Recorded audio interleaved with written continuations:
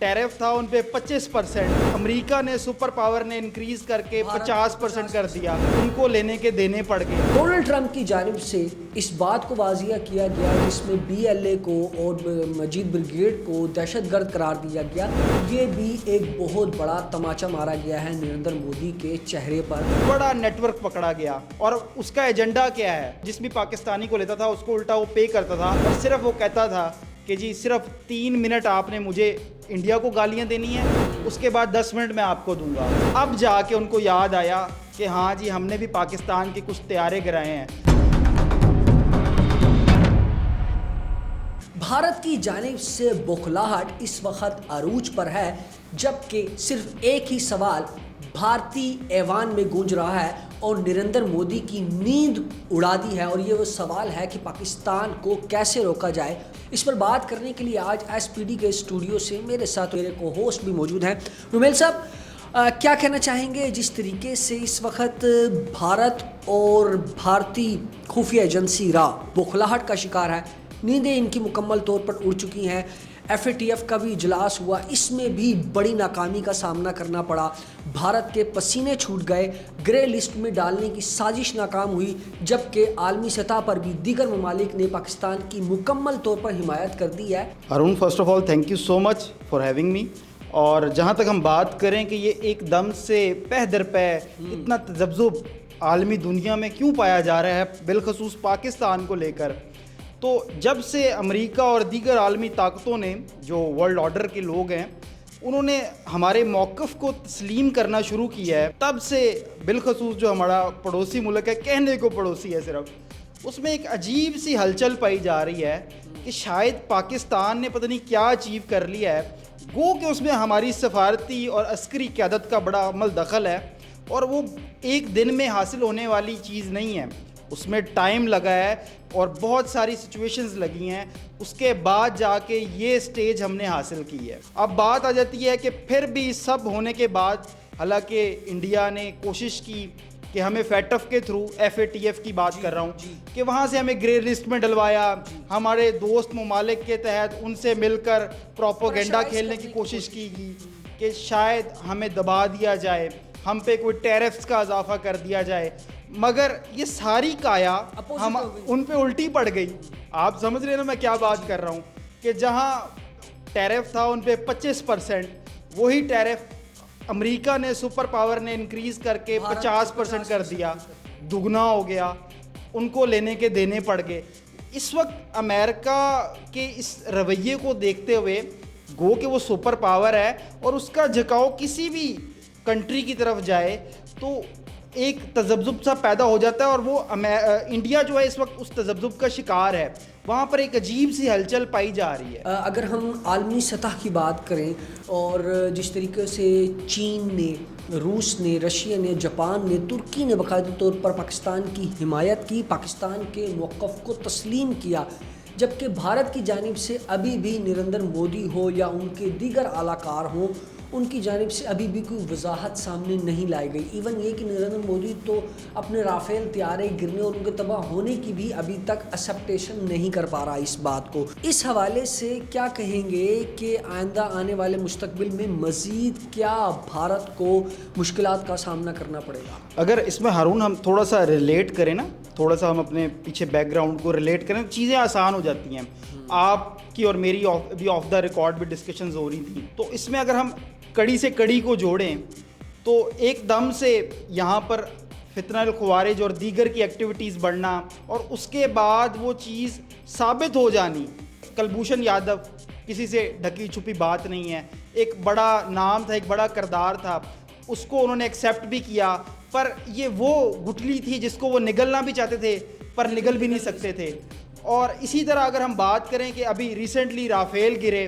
पहले उन्होंने कहा जी कि हमारे कोई तैयारे नहीं गिरे, बाद में उनको एक्सेप्ट करना पड़ गया क्योंकि वो दिखाना पड़ता है ना आलमी दुनिया को, और भी तो बड़ी ताकतें बैठी हुई हैं, वो चेक एंड बैलेंस रख रही हैं, वो हमारी कंट्री पे भी है, उन पे भी है।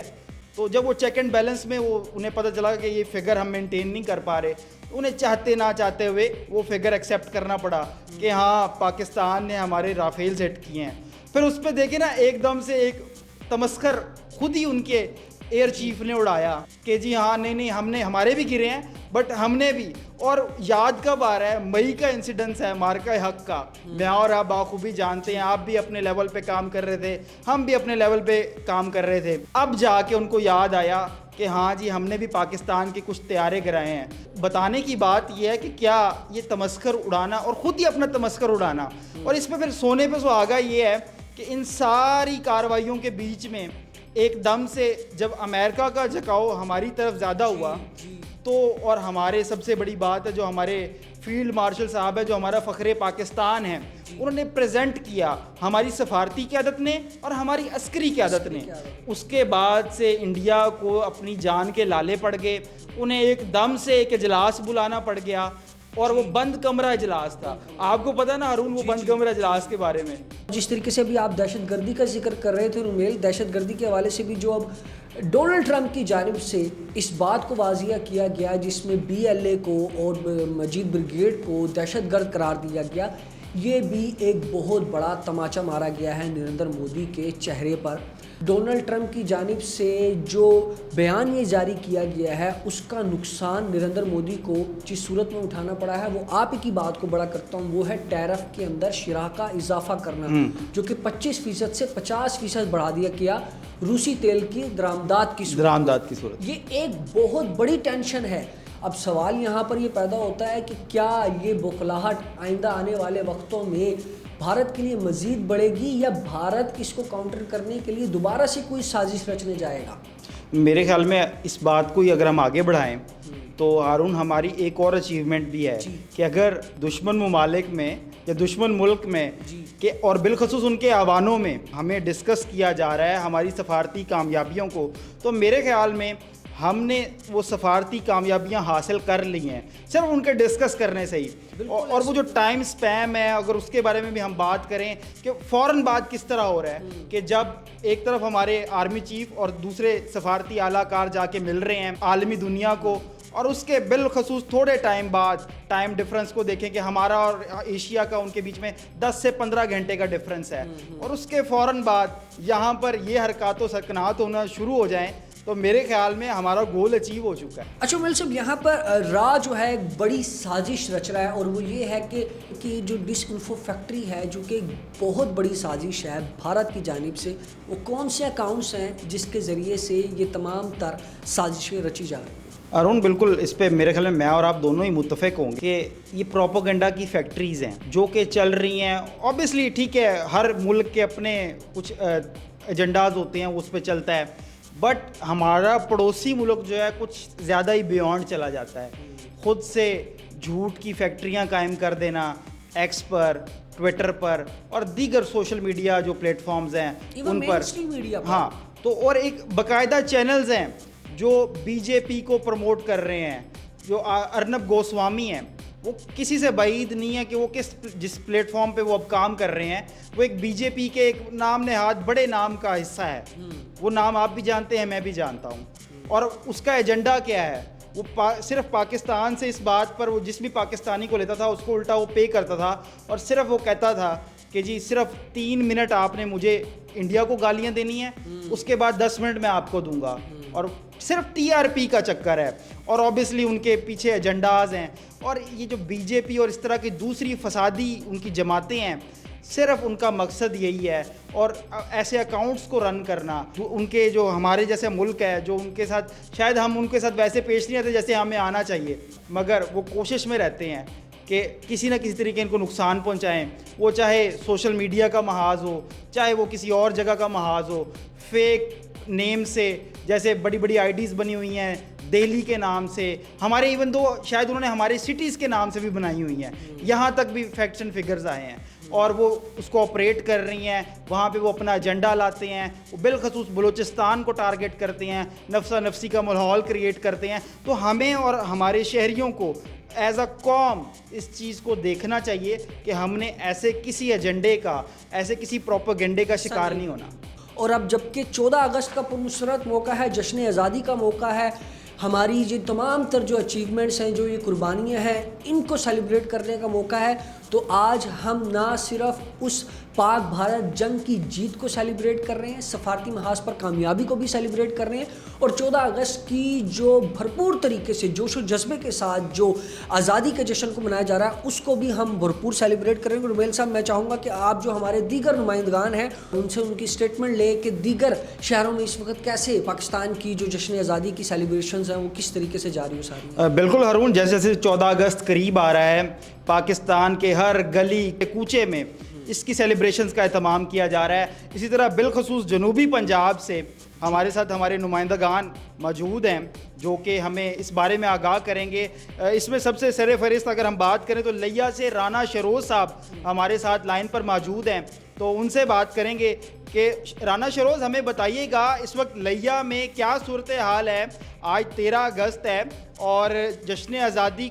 کا مزہ دوبالا کیا جا رہا ہے، اس کو دوہرے طریقے سے منایا جا رہا ہے، جہاں ہم اپنے بزرگوں کی قربانیوں کو یاد کر رہے ہیں، اسی طریقے سے ہم مارکہ حق کی بھی سیلیبریشنز کر رہے ہیں ساتھ۔ تو مجھے بتائیے گا لیا میں اس وقت کیا صورتحال ہے؟ مارکہ حق جشن آزادی جو ہے اس کی خوشی ہی لوگوں کے اندر جو ہے ایک الگ ہے۔ لوگ جو ہے جہاں پر جشن آزادی کی خوشیاں منا رہے ہیں تو وہاں پر جو ہے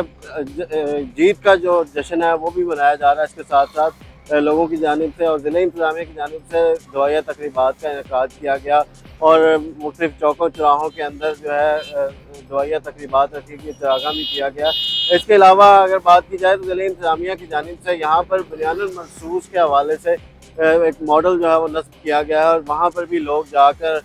بڑے جوش و خروش کے ساتھ تصویریں بنوا رہے ہیں، ٹک ٹاکس پر انہیں شیئر کیا جا رہا ہے۔ فیلڈ مارشل سید جنرل عاصم منیر جو ہے ان کو اور ان کی پوری ٹیم کو جو ہے خراج تحسین پیش کیا جا رہا ہے، اور تمام جو شہری ہیں وہ بھی اس میں پاک فوج کے ساتھ شانہ بشانہ کھڑے ہوئے ہیں، اور جشن آزادی کے حوالے سے اور مارکہ حق کے حوالے سے جو ہے تمام تر خوشیاں منانے کے لیے انتظامات مکمل ہیں۔ شہری جو ہیں وہ پرجوش دکھائی دے رہے ہیں۔ جی بہت شکریہ رانا شروز جشن آزادی کے متعلق ہمیں لیا سے آگاہ کرنے کے لیے۔ جی تو شہر شہر گھومنے کا سلسلہ جاری رکھے ہوئے ہیں، اور اب ہمارا اگلا جو شہر ہے وہ ہے مظفر گڑھ۔ مظفر گڑھ سے عثمان صاحب ہمارے ساتھ موجود ہیں۔ جی عثمان صاحب بتائیے گا مظفر گڑھ کی عوام کس طریقے سے اس جشن کی تیاریوں میں مصروف ہے؟ ملک بھر کی طرح مظفر گڑھ کے اندر بھی جو ہے جشن آزادی کے حوالے سے شہر بھر میں جو ہے سٹال سج گئے ہیں، جہاں پر چوڑیاں، بیزیز، جھنڈے اور قومی رنگ میں رنگے جو ہے ملبوسات وہ شہری بڑی تعداد میں جو ہے وہ خرید و فروخت کر رہے ہیں کہ جو 14 اگست کو منانے کے لیے بھرپور تیاری کر رہے ہیں۔ اپنے گھروں کے اوپر بھی جنہوں نے جھنڈے لگائے ہیں، گلیوں کو بھی جو ہے جھنڈیوں سے سجایا جا رہا ہے، اور اسی طرح جو ہے اس مرتبہ گورنمنٹ نے جو جشن آزادی ہے اس کو مارکہ حق کے ساتھ جو ہے منسلک کیا ہے۔ سرکاری سطح کے اوپر بھی پورے شہر کو برقی کمکموں سے سجا دیا گیا ہے، D C office, D P O office, سرکاری بلڈنگ، اور اس کے ساتھ ساتھ جو سرکاری و نیم سرکاری سکول ہیں ان کو بھی برقی جو ہے کمکموں سے سجا دیا گیا ہے۔ 14 اگست کو پاکستانی عوام پہلے ہی بڑے جوش و جذبے کے ساتھ مناتی ہے، لیکن اس مرتبہ جو ہے کہ مارکہ حق جو پاکستان نے انڈیا کو شکست دی ہے، انڈیا کو عبرتناک جو شکست دی ہے کہ انڈیا پوری دنیا میں رسوا ہوا ہے، پوری دنیا میں اس کو منہ کی کھانی پڑی ہے، اسی خوشی کے ساتھ مارکہ حق کو بھی جو ہے ہم ساتھ سیلیبریٹ کر رہے ہیں، اور ہمیں اپنی افواج پر فخر ہے کہ جنہوں نے پاکستان کو الحمدللہ یہ جیت کا سہرا بھی پہنایا، اور اسی طرح پاکستانی عوام جو ہے وہ بھی اپنے افواج کے ساتھ مارکہ حق منا رہی ہے، افواج کے ساتھ کھڑی ہے، اپنے اداروں کے ساتھ کھڑی ہے، اور 14 اگست اور مارکہ حق کو اکٹھے سیلیبریٹ کر رہی ہے، اور عوام کا بھی یہی کہنا ہے کہ ہم 14 اگست کو انتہائی جذبے کے ساتھ جو ہے منائیں گے۔ بالکل ہارون، اسی طرح ہمارے ساتھ قمر الاسلام صاحب ہیں جی حاصل پور سے، تو ان سے جانتے ہیں کہ جی حاصل پور کے اندر اس وقت کس قسم کا جوش و جذبہ اور ولولہ پایا جا رہا ہے، اور لوگ کیسے سیلیبریشنز کی تیاری کر رہے ہیں 14 اگست کے حوالے سے، اور بالخصوص مارکہ حق کو کس طریقے سے 14 اگست کے ساتھ ریلیٹ کر رہے ہیں اور ان کے کیا تاثرات ہیں؟ جی بالکل، 14 اگست ہمارے لیے بہت ہی اہمیت کی حامل ہے، کیونکہ اس کو ہمارے بڑوں نے بے تحاشا قربانیاں دے کر ہمیں ملک پاکستان آزاد کروا کے دیا۔ اس حوالے سے جو ہے اگر میں بات کروں حاصل پور اور بہاول پور کے حوالے سے، جشن آزادی کے حوالے سے، کہ عوام میں ایسا جوش و خروش ہے، کیونکہ اس سال جو ہے جو انڈیا نے پاکستان پر جو ہے وہ حملہ کیا اور ہماری پاک آرمی نے اس کو منہ توڑ جواب دیا، اور یہ مارکہ حق کی کامیابی ہوئی، اور اس سال جو ہے وہ 14 اگست کی خوشی کے ساتھ ساتھ مارکہ حق کی کامیابی کو بھی سیلیبریٹ کیا جا رہا ہے۔ اور یہاں پر اگر میں بات کروں حاصل پور اور بہاولپور کی عوام کے اندر آزادی کا اتنا جذبہ موجود ہے. یہاں پر لوگ آ رہے ہیں اور بچوں کو ہے وہ چھوٹی چھوٹی جھنڈیاں اور جھنڈے اور پرچم اور اسی طرح جو ہے وہ 14 اگست کے حوالے سے ڈریسنگ کی جا رہی ہے اور بڑے جوش و خروش کے ساتھ جو ہے یہاں پر جشن آزادی کی تیاری ہو رہی ہے. 14 اگست کے حوالے سے جو ہے وہ لوگ آ رہے ہیں اور بچے جو ہے چھوٹے بڑے نوجوان بوڑھے حتیٰ کہ ہر قسم کے نوجوان خواتین بھی یہاں پر آ رہی ہیں اور 14 اگست کے حوالے سے شاپنگ جاری ہے اور بڑے ہی بھرپور طریقے کے ساتھ جشن آزادی انشاءاللہ منائی جائے گی. اسی طرح بہاول نگر سے اس وقت ہمارے ساتھ طارق حفیظ صاحب موجود ہیں. طارق صاحب ہمیں آگاہ کیجئے گا اس وقت بہاول نگر میں کیا سچویشن ہے؟ جی مار کے حق و باطل کی بات کریں تو اس جشن یوم آزادی کو جو ہے وہ جو آپریشن بنیاداً مرصوص ہے اس کی کامیابی سے جو ہے نا وہ منسلک کرتے ہوئے لوگ بڑی خوشی کا اظہار کر رہے ہیں کہ بھارت نے جو جارحیت کی اس کو منہ توڑ جواب دیا گیا اور یہ جشن آزادی اس کے بعد آ رہا ہے. اس کو بھرپور طریقے سے منا رہا ہے. جہاں حکومتی سطح پر جو ہے پروگرامات جاری ہیں وہاں جو ہے دینی اور مذہبی جماعتوں کی طرف سے سول سوسائٹی کی طرف سے بھی تقریبات کا سلسلہ جاری ہے, ریلیوں کا